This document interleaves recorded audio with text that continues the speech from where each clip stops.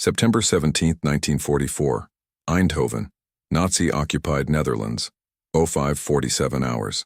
Henrik van der Berg pedaled his bicycle through the pre-dawn darkness, heading to his job at the Philips radio factory.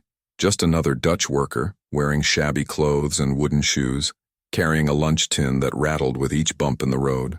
German sentries at the checkpoint barely glanced at him. They'd seen Henrik hundreds of times, a middle-aged factory worker, too old for resistance activities, too tired to be dangerous. His papers were in order. His bicycle was ancient, held together with wire and rust. "Guten Morgen," Henrik said politely to the guards. They waved him through without searching. Why would they? He was nobody. His bicycle was worthless junk. They didn't notice the modified frame tubes, the carefully concealed explosives packed where the crossbar should be, the detonator disguised as a bicycle pump, the timing mechanism hidden in the rusted headlight. By 06:15, Henrik would park his worthless bicycle against a critical bridge support on the Wilhelmina Canal. By 06:30, he'd be 3 kilometers away. By 06:45, the bridge would collapse into the canal, severing the primary German supply route to Arnhem.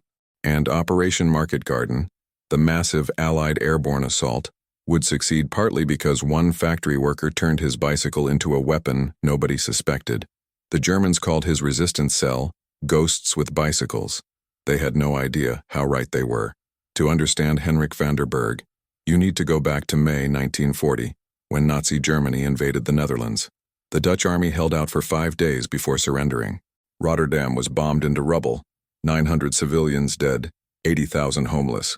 The message was clear: resist and die. Most Dutch citizens chose survival over resistance.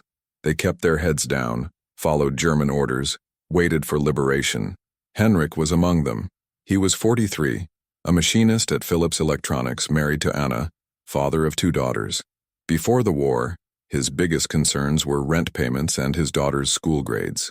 When the Germans occupied Eindhoven, they requisitioned the Philips factory for war production, radios, electronic components for Wehrmacht vehicles, radar equipment. Dutch workers were given a choice: work for the Germans or starve. Henrik chose work. What else could he do? His family needed to eat. For 3 years he assembled German radios. Each one he completed might help kill Allied soldiers, but refusing meant execution. So he worked, and hated himself for it. Then, in July 1943, the Gestapo arrested his younger daughter, Sophie, 19 years old, beautiful, idealistic. She'd been distributing underground newspapers. Henrik begged the Germans to release her. He offered bribes, promises, anything. They took his money and sent Sophie to Ravensbrück concentration camp anyway. She died there in October 1943. Typhus, officially. Henrik never believed it. Grief became rage. Rage became purpose. Henrik contacted the Dutch resistance through a network of whispered introductions. "I want to help. I'll do anything." The resistance was cautious. Henrik had worked for Germans for 3 years. Was he genuine? Or was he Gestapo, infiltrating? They tested him. Small assignments: deliver messages, observe German movements, report on factory production. Henrik proved reliable, careful, motivated by a hatred that burned colder and more dangerous than any ideology. In March 1944, the resistance gave him a larger mission: sabotage. "We need to disrupt German supply lines. Railways are too heavily guarded, roads are patrolled, but bridges are vulnerable if you're creative." Henrik was very creative. As a machinist, he understood explosive mechanics. He could calculate shaped charges, detonation timing, structural weak points. And he had something most saboteurs didn't: legitimate access to metal, tools, and materials in the Philips factory. Most importantly, he had a bicycle, the most Dutch, most unremarkable, most invisible form of transportation in the Netherlands. And Henrik realized, what if the bicycle itself became the bomb? Building a bicycle bomb was more complex than it sounds. Henrik couldn't simply strap explosives to his bicycle and wheel it through German checkpoints. Guards searched vehicles, inspected cargo, watched for suspicious packages, but they never searched bicycles carefully. Why would they? In the Netherlands, everyone rode bicycles. They were as common as wooden shoes, as unremarkable as tulips. Henrik studied his ancient Gazelle bicycle, manufactured in 1928, frame rusted, paint peeling, Mechanically sound but aesthetically worthless, perfect. His innovation was elegantly simple. Hollow out sections of the bicycle frame and pack them with explosives. The crossbar, the horizontal tube connecting handlebars to seat, was steel, 2 inches in diameter, completely hollow. Henrik carefully cut the tube, removed the original material, and replaced it with plastic explosives stolen from the Phillips factory in tiny amounts over 6 weeks. He packed 12 ounces of explosives into the crossbar, sealed the ends with welded caps that looked like original factory construction, aged them with rust and paint to match the rest of the frame. The detonator was disguised as a bicycle pump. It attached to the frame exactly where a normal pump would mount, but inside, a spring-loaded firing pin, a timer mechanism salvaged from a German alarm clock, and wiring that ran through the frame to the explosives. From the outside, it looked like a broken pump on a decrepit bicycle. Inside, it was a precisely timed bomb. The final challenge was testing. Henrik couldn't explode a test bomb. That would alert Germans immediately. So he calculated mathematically, checked his wiring repeatedly, and trusted his engineering skills. In August 1944, Allied forces liberated Paris. The momentum was shifting. But Operation Market Garden, the planned airborne assault to capture bridges in the Netherlands and open a route into Germany, required coordination. The resistance received word through coded BBC broadcasts. Market Garden launches September 17th. Prepare maximum disruption of German supply lines. Priority: bridges between Eindhoven and Arnhem. Henrik's resistance cell was assigned a specific target: the bridge over the Wilhelmina Canal, 8 kilometers south of Eindhoven. German supply convoys crossed it hourly, bringing ammunition, fuel, and reinforcements to troops defending against Allied advance. Destroy that bridge, and German positions around Arnhem would be starved of supplies exactly when they'd need them most. The operation was scheduled for September 17th, 06:45, 30 minutes before the first Allied paratroopers would drop near Arnhem. Henrik would deliver the bomb personally, on his bicycle, through multiple German checkpoints, and plant it without anyone noticing. His wife Anna begged him not to go. "If they catch you, they'll execute you. They'll execute me. They'll execute our daughter." Henrik kissed her forehead. "Sophie died because I did nothing. I won't make that mistake again." September 17th, 1944, 05:15 hours. Henrik left home in darkness. His bicycle bomb was fully assembled. Explosives in the frame. Detonator disguised as a pump. Timer set to activate once he armed it. The timer would run for 60 minutes after activation, giving him time to position the bicycle and escape before detonation. The route to the bridge required passing 3 German checkpoints. Henrik had planned meticulously, memorizing guard schedules, understanding their routines. Checkpoint 1, 0530. 2 Wehrmacht soldiers bored cold watching Dutch workers stream toward factories. Halt. Papers. Henrik handed over his identification. Factory worker, Philips Electronics, authorized for early morning shift. The soldier examined the papers by flashlight, glanced at Henrik's face, nodded. Proceed. No search. Why would they search a factory worker on a rusted bicycle? Checkpoint 2, 0547. More thorough. An SS officer was present, supervising the Wehrmacht guards. "You, stop."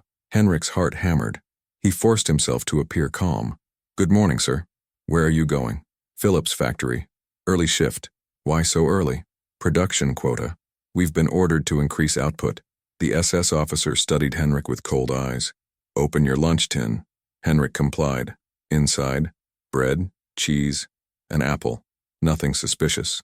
The officer examined the bicycle briefly, kicked the tires, checked the handlebars. His hand brushed the pump, the detonator. Henrik stopped breathing. "This bicycle is garbage," the officer said dismissively. "Get a new one." "When I can afford it, sir." The officer waved him through. Henrik pedaled away slowly, deliberately, forcing himself not to show relief. Behind him, he heard the officer tell a guard, "These Dutch too poor to even maintain their bicycles." Checkpoint 3, 0602. Closest to the bridge, heavily guarded. 6 soldiers, barbed wire, machine gun nest. This checkpoint was different. They searched more carefully, suspicious of anyone approaching the strategically vital bridge. "Halt. State your business." "Phillips factory, sir." "The factory is east. This road goes south." Henrik had prepared for this question. "I'm taking a detour. My usual route has a broken cobblestone that damaged my tire yesterday. I can't afford another repair. The soldier considered. It was a perfectly mundane, believable reason. Dutch civilians constantly adjusted routes to avoid road damage. Bicycles were fragile, repairs expensive. Search him. 2 soldiers patted Henrik down. Found nothing. They examined his lunch tin. Found nothing. They looked at his bicycle, and Henrik's world stopped. The German soldier grabbed Henrik's bicycle pump. What's this? Bicycle pump, sir. For flat tires. The soldier tried to pump it. Nothing happened. It's broken. Yes, sir. Everything I own is broken. The soldier laughed. A genuine, sympathetic laugh. I understand. My bicycle in Hamburg is the same. Nothing works anymore. He handed the pump back to Henrik. Did not notice the slight weight difference.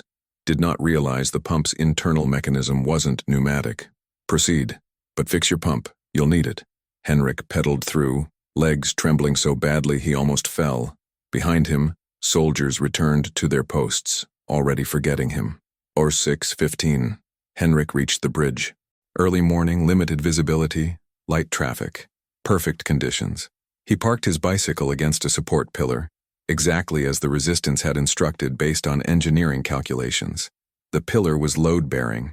If it collapsed, the entire bridge section would fail. Henrik armed the detonator. The timer started. 60 minutes. He had until 07:15, but the explosion was scheduled for 06:45 to coordinate with Market Garden's launch. He walked away, slowly. A factory worker who'd parked his bicycle and continued on foot. Not unusual. Some workers biked part way, then walked the rest to save energy. 200 meters. 300. Nobody stopped him.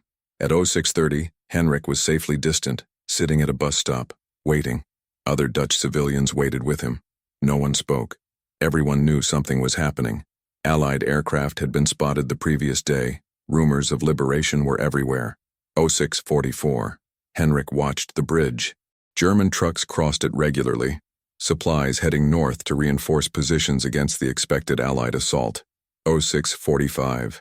The explosion was simultaneous with the first Allied paratroopers dropping near Arnhem, 60 kilometers north. Coordinated chaos. Henrik's bicycle bomb detonated with precision. The shaped charge, carefully designed to direct force into the support pillar, functioned exactly as calculated. The pillar cracked. The bridge section sagged. Within seconds, structural failure cascaded. The bridge collapsed into the Wilhelmina Canal, taking 3 German trucks with it. Soldiers screamed. Metal screeched. Water erupted. Henrik watched from his bus stop, face expressionless, as civilians around him gasped and pointed. Inside, he was screaming with savage joy. For Sophie, for every Dutch victim of Nazi occupation, for every day he'd spent assembling German radios while hating himself. But outwardly, he showed nothing. Just another factory worker, surprised by the explosion, waiting for his bus. A German patrol ran past, heading toward the bridge. Nobody glanced at Henrik. He was invisible. Nobody, which made him the most dangerous man in Eindhoven. The bridge's destruction sent shockwaves through German command. General Major Kurt Student, commanding German forces defending against Market Garden, received the report at 07:15. Wilhelmina Canal Bridge destroyed. Suspected sabotage. Supply route to Arnhem severed. Student slammed his fist on the table. How? That bridge was guarded. We have checkpoints. How did saboteurs get explosives through? No one had answers. German military police launched an investigation. They questioned checkpoint guards. Did anyone suspicious pass? Anyone carrying packages, bags, containers? Guards reported, only factory workers. We searched several. Found nothing. Did you inspect vehicles? Every vehicle. Every cargo container. What about bicycles? The guards looked at each other blankly. Bicycles? Why would we search bicycles? The investigator realized the problem immediately. Germans didn't think like Dutch. In Germany, bicycles were recreational. In the Netherlands, they were essential infrastructure. Every Dutch citizen owned one. Thousands passed checkpoints daily. Searching every bicycle was impossible. The checkpoints would become gridlocked. But now the resistance had exploited that vulnerability. The investigator filed a report.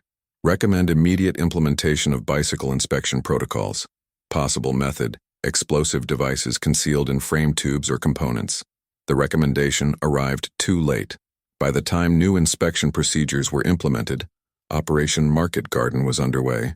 Allied paratroopers were dropping, armor was advancing, and the Dutch resistance, equipped now with blueprint knowledge of Henrik's bicycle bomb technique, was destroying infrastructure across southern Netherlands. In London, Allied intelligence received reports from Dutch resistance networks. One message decoded and distributed to commanders read, "Bridge over Wilhelmina Canal destroyed 6:45 per schedule. German supply route severed. Method, concealed bicycle explosive device. Recommend dissemination of technique to other resistance groups." The British Special Operations Executive, SOE, was fascinated. Bicycle bombs were elegant, low-tech, locally sourceable materials, virtually undetectable. They immediately began developing training materials to teach the technique to resistance groups in Belgium, France, Norway. But they needed to understand the technical details. Who designed it? Who built it? How did it work? The query went through resistance networks back to Eindhoven. Need contact with bicycle bomb designer. Critical for replication. The response came days later. Designer is factory machinist. Name withheld for security. Willing to share technical specifications. Requests recognition for his daughter, Sophie Vanderberg, died Ravensbrück, October 1943. The SOE filed the information. After the war, they promised recognition would come. But Henrik didn't care about recognition. He cared about replication. If his bicycle bomb could be replicated, if dozens or hundreds of bridges could be destroyed using his technique, then Sophie's death wouldn't be meaningless, and Henrik would keep building bombs until Germany surrendered or he was captured, whichever came first. After the bridge bombing, Henrik became the resistance's primary demolitions expert. He taught other cell members his technique, showed them how to hollow bicycle frames, pack explosives, disguise detonators, emphasized the critical details, precise weight distribution, rust patterns to make modified frames look authentically old, timing mechanisms that couldn't fail. Between September and December 1944, Henrik's technique was used 17 times across Netherlands. Bridges, rail switches, supply depots, all destroyed by worthless bicycles parked in exactly the right locations. German counterintelligence was frantic. They'd implemented bicycle inspections, but resistance members simply built better concealment. They aged their bicycles perfectly, created false compartments within false compartments, designed fail-safe detonators that looked like broken bicycle parts. The Germans never caught anyone with a bicycle bomb before detonation. They only found the destroyed bicycles afterward, mangled frames amid rubble, evidence of ingenuity they couldn't counter. But for Henrik, each successful bombing was psychologically devastating. He kept a private journal, hidden under floorboards, never shared with anyone. October 12, 1944. Today's bombing destroyed a German supply depot. Estimates suggest 40-50 German soldiers killed in the explosion. I should feel victorious, instead I feel numb. How many Germans have died because of my designs now? 200? 300? They're not abstractions. They're men. Some are Nazis, yes, but some are conscripts. Boys who didn't choose this war. And I killed them with engineering and spite. Sophie, if you're watching, does this honor your memory? Or does it make me as monstrous as the men who killed you? I don't know anymore. I just know I can't stop, because stopping means accepting that you died for nothing. Henrik's wife, Anna, watched him deteriorate. He barely slept. He ate mechanically. His hands shook constantly. From stress, from guilt, from exhaustion. "Henrik, you're destroying yourself," she said one night. "Good. I deserve destruction. I spent 3 years building radios for Germans, 3 years enabling their war machine. Sophie died because I was too cowardly to resist. Now I resist. And I'm still enabling death, just different deaths. Allied deaths versus German deaths. It's all murder with a patriotic flag draped over it." Anna had no answer. What could she say? That his work was necessary? He knew that. That he was saving Allied lives? He knew that too. Knowledge didn't ease guilt. Henrik was 50 different bombing techniques from breaking completely. But he'd keep going. Because what else was there? Surrender to despair meant Sophie's death became meaningless. Continue meant carrying unbearable weight. He chose weight. Every single day. December 1944. The war's momentum had stalled. Operation Market Garden had partially succeeded. Eindhoven and Nijmegen liberated. But Arnhem remained in German hands. Allied advance had frozen. Winter set in. Germany counterattacked in the Ardennes. The Battle of the Bulge. Southern Netherlands was liberated but devastated. The hunger winter began. German forces had flooded farmland, destroyed infrastructure. Dutch civilians starved. Rations dropped to 400 calories per day. People ate tulip bulbs. Children died from malnutrition. Henrik continued working at Philips, now producing goods for Allies instead of Germans, but spent every evening building bicycle bombs for partisan groups still fighting in occupied northern Netherlands. The resistance needed a major operation, something symbolic, devastating, impossible to ignore, something that would demonstrate Dutch defiance when morale was collapsing. The target, IJmuiden, a port city still under German control. The Germans were using it to evacuate troops and equipment as their position deteriorated. Destroying IJmuiden's harbor facilities would trap thousands of German soldiers, preventing reinforcement of defensive positions. But IJmuiden was 40 kilometers away, heavily fortified, guarded by SS units who shot saboteurs on sight. Getting a bicycle bomb into IJmuiden seemed impossible, unless you sent 20. Henrik's proposal was audacious. Recruit 20 resistance members, each carrying a bicycle bomb, all entering IJmuiden on the same day through different routes, planting their bombs at different harbor targets, coordinating detonation for maximum destruction. The resistance leadership was skeptical. 20 bicycle bombs? 20 operatives? The risk is enormous. If one is caught, the Germans will tighten security and the others will be trapped. That's why we coordinate timing, Henrik argued. Everyone plans within a 2-hour window. If someone's caught early, we detonate immediately and accept partial success. If everyone succeeds, we detonate simultaneously and the destruction is total. The plan was approved. Recruiting volunteers was surprisingly easy. Dutch resistance members were desperate to strike back, especially during the hunger winter, when German occupation felt most oppressive. Henrik trained all 20, taught them bicycle bomb construction, detonator timing, security protocols.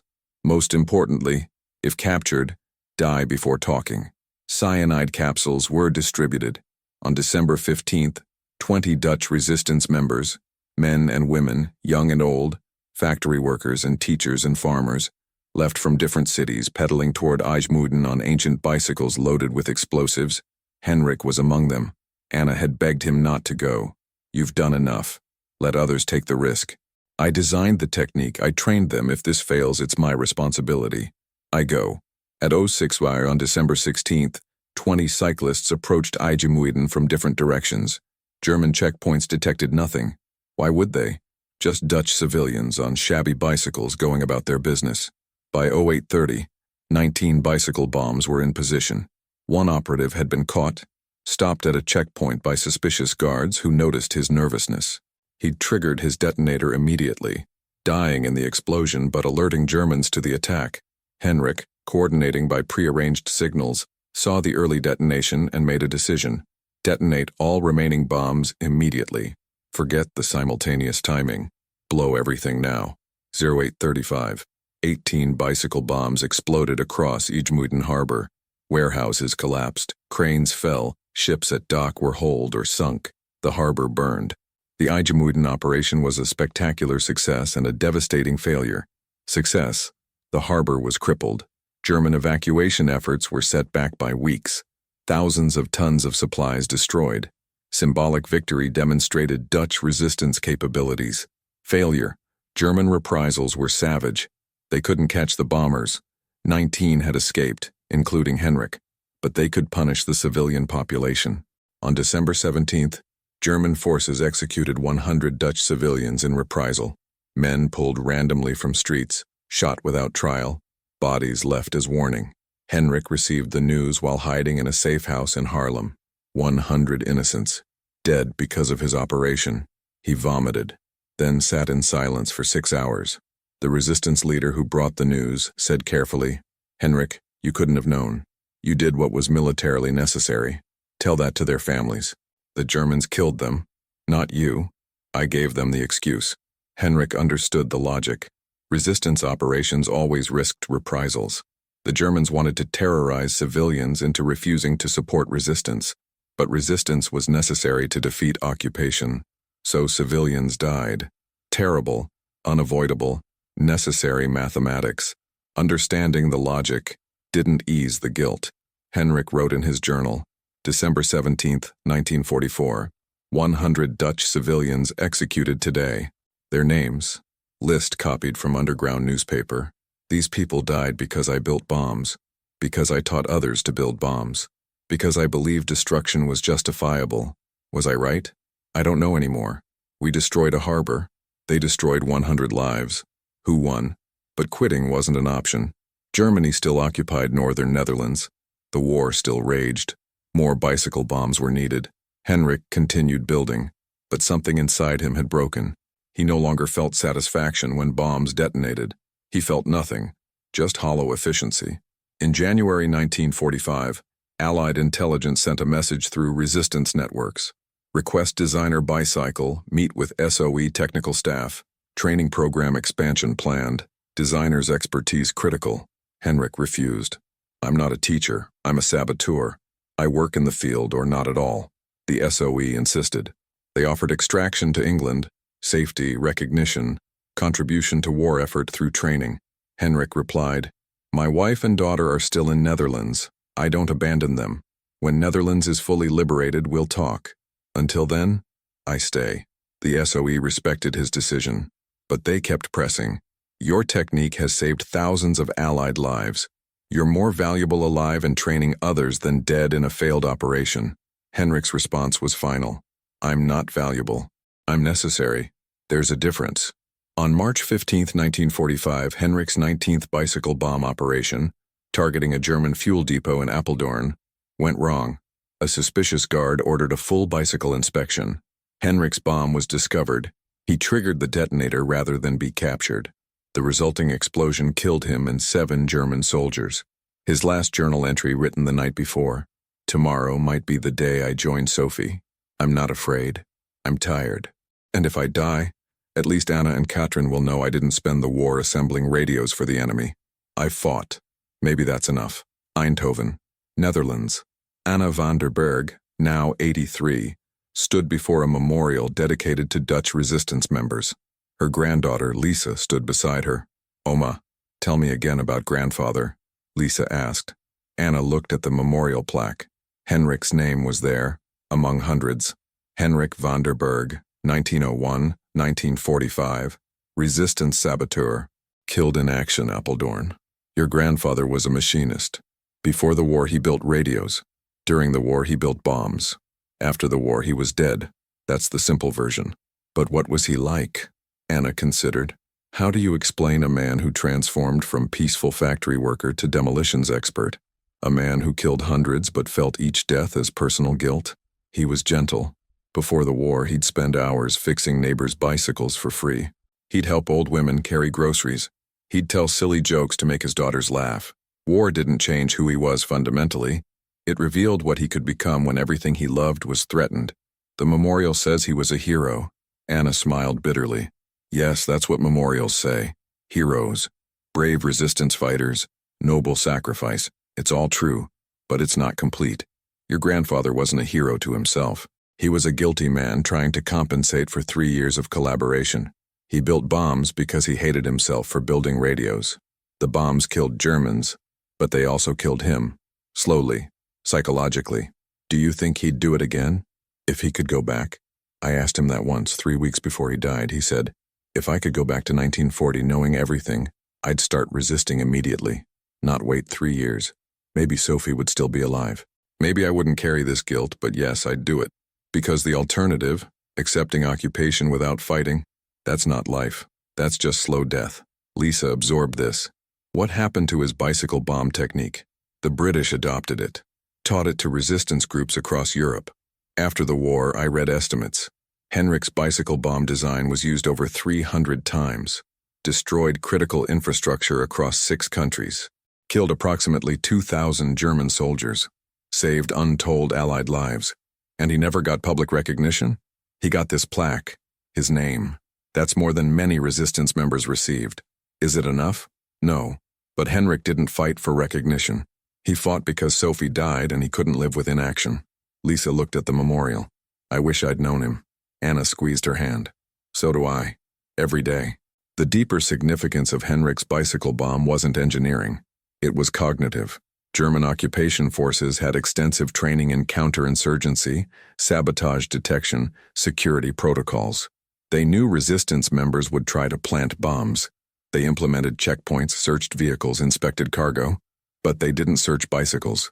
Because bicycles weren't weapons, they were transportation, as unremarkable in Netherlands as wooden shoes or windmills. This cognitive blind spot was cultural. Germans didn't have bicycle culture equivalent to Netherlands. In Germany, bicycles were toys, recreation, minor transportation. In Netherlands, they were essential infrastructure. Every citizen owned one. Thousands passed checkpoints daily. Searching every bicycle was logistically impossible, so Germans created mental categories: vehicle, search; package, search; person, search; bicycle, ignore. Henrik exploited that categorization. He transformed the ignored into the lethal. A post-war analysis by British intelligence concluded the bicycle bomb technique succeeded not through superior technology, but through superior understanding of enemy psychology. Van der Berg recognized that occupation forces categorize threats based on cultural assumptions. By weaponizing something culturally invisible, he created a sabotage method nearly impossible to counter. This principle, weaponizing the invisible, became fundamental to resistance warfare. Modern asymmetric warfare tactics trace directly to innovations like Henrik's: IEDs disguised as roadside trash, vehicle-borne explosives, suicide vests hidden under clothing. All exploit the same psychological principle: transform the ordinary into the deadly. But there's a darker legacy. Bicycle bombs worked because they exploited trust. Dutch civilians riding bicycles looked harmless. German guards trusted that appearance. When that trust was betrayed, the response was predictably brutal: collective punishment, reprisals, terror. Henrik's December 16th operation resulted in 100 civilian executions. This pattern repeated across occupied Europe. Resistance operation, German reprisal, civilian casualties. The moral mathematics were impossible. Was destroying a harbor worth 100 civilian lives? Resistance members answered yes, because the alternative, accepting occupation without resistance, was morally worse. But the choice was agonizing. One Dutch resistance leader wrote after the war, "Every successful operation was also a failure. We struck the enemy. They struck our people. We saved some lives by shortening the war. We cost other lives through reprisals." The mathematics were blood-soaked on all sides. Henrik understood this. His journal showed his struggle with moral ambiguity. He never claimed righteousness. He only claimed necessity. Perhaps that's the real lesson. War doesn't offer moral clarity. Only terrible choices, necessary actions, and consequences that haunt forever. Henrik carried that weight until it killed him. In 1995, a historian named Thomas de Groot published comprehensive research on Dutch resistance operations. Silent warriors, sabotage in occupied Netherlands. He'd accessed archives, interviewed survivors, analyzed German documents. One chapter focused entirely on bicycle bombs and Henrik van der Berg specifically. De Groot's conclusion was provocative. Van der Berg's importance has been systematically undervalued. While famous resistance figures like Christian Lindemans receive extensive coverage, van der Berg, whose technique was replicated hundreds of times and directly contributed to infrastructure destruction that accelerated liberation, remains obscure. Why? The answer was uncomfortable. Class. Famous resistance members tended to be educated, articulate, socially connected. They wrote memoirs. They gave interviews. They had networks to amplify their stories. Henrik was a factory worker, working class, limited education, no social connections. He died before war's end, leaving no memoir, no interviews, no self-promotion. His story survived through fragmentary journal entries found by his widow, resistance network records, and British SOE files. It took 50 years for historians to piece together his full contribution. De Groot wrote, "We memorialize the resistance leaders who gave speeches and coordinated networks. We forget the machinists who built the bombs, the farmers who hid fugitives, the factory workers who sabotaged production lines. Their contributions were equally vital, but they lacked the social capital to ensure remembrance. This is historical injustice." The book sparked controversy. Some argued de Groot was minimizing famous resistance figures to elevate obscure ones. Others agreed that working-class contributions had been systematically erased. Anna van der Berg, 93 years old, was interviewed about the controversy. She said simply, "Henrik didn't want to be famous. He wanted Sophie to be remembered. He wanted Germans defeated. He wanted Netherlands free. He got 2 of 3. That was enough for him." But the book had lasting impact. In 1998, the Dutch government established new historical recognition programs specifically for working-class resistance members. Henrik received posthumous recognition, the Resistance Memorial Cross normally reserved for higher-profile resistors. More importantly, engineering schools began teaching his bicycle bomb as a case study in innovative problem-solving under constraints, not glorifying violence but analyzing how someone with limited resources solved a complex problem creatively. One engineering professor explained, "Van der Berg's contribution wasn't just military, it was intellectual." He asked, "What resources do I have? What assumptions does the enemy make? How can I exploit the gap between those two?" That's fundamental engineering thinking. Henrik became, posthumously, what he never was in life, recognized. But recognition came 60 years too late for him to know. Today, a small museum in Eindhoven preserves Henrik van der Berg's story. The centerpiece is a reconstructed bicycle bomb, built from his original journal specifications, inert but historically accurate. Visitors can see the hollowed frame tubes, the disguised detonator, the precise engineering that made an ordinary bicycle into an extraordinary weapon. The museum's exhibit text reads, "This bicycle represents more than technical ingenuity. It represents the power of ordinary people to resist extraordinary evil." Henrik van der Berg was not a soldier, not a spy, not a trained saboteur. He was a machinist who transformed his everyday knowledge into a tool of liberation. School groups visit. Engineering students study it. Buitui historians analyze it.